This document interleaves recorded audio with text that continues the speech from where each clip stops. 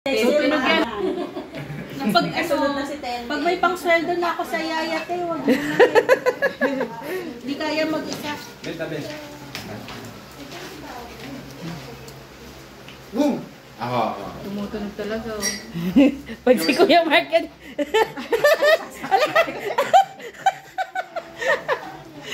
Ibang hilay ko Kuya Mark. Ten ginagamit lang si Bobby mo ha. Baka mamaya kagatin mo si Kaloy. Nakabantay kay ate. Ay nga pa ba? Ha? Si Tina, nervous na nervous. Oh, ayaw ni mama mo. Sarap kaya ma, pagkatapos. Si David nga yung likod niya, sarap na sarap eh. Sabi niya, aw. Ano yan, te? Yung mga Matagal na ba yan, Te, yung sa leeg mo? Matagal na pala. Hawakan mo yung paa.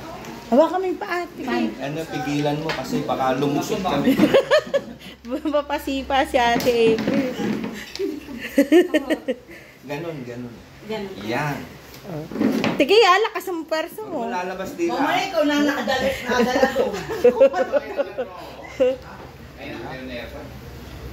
Diretso mo yung paa. Diretso mo pa, Ate Kaya. Patong kamay sa tiyan. Aw! Grabe yan. Uy, grabe yung tunog, Te. Parang... Feeling ko yung spinal cord. Oo, mahaba. Nasa loob ako ng kwarto na, lumig ko yung lagat. Ang grabe laga to. Malinis na tubig. Yung leeg. Siya. Mainom. O, maligam. Kuya Ramon, tubig mainit. Naiingat ako. Mineral water. Sarap niyan. Sabi ko sa'yo, maninibago ka sa sarili mo dyan.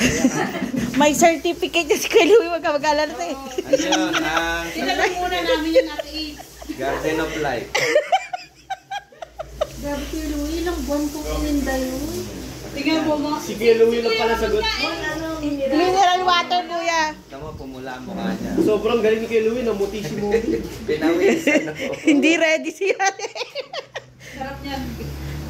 Kuya Louie, ramdam mo yung spine. Oo. Yung cord ko na parang...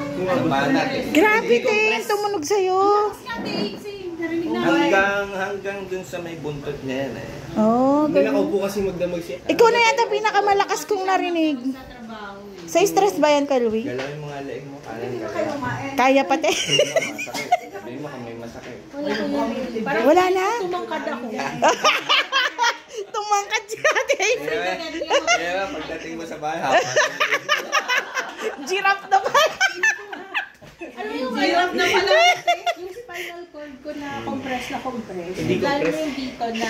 Ala, papatherapy na nga daw ni Ate April eh. Nagpa-therapy na ako. Lagi yun, 9 months ha. Ayaw nga niya. Ayaw po ni Ate April. Gawin sa mahigit eh. Sarap niya. Hindi naman kami prepared Ano na. yan eh? Parang nakatrap na ano, no? Crampol?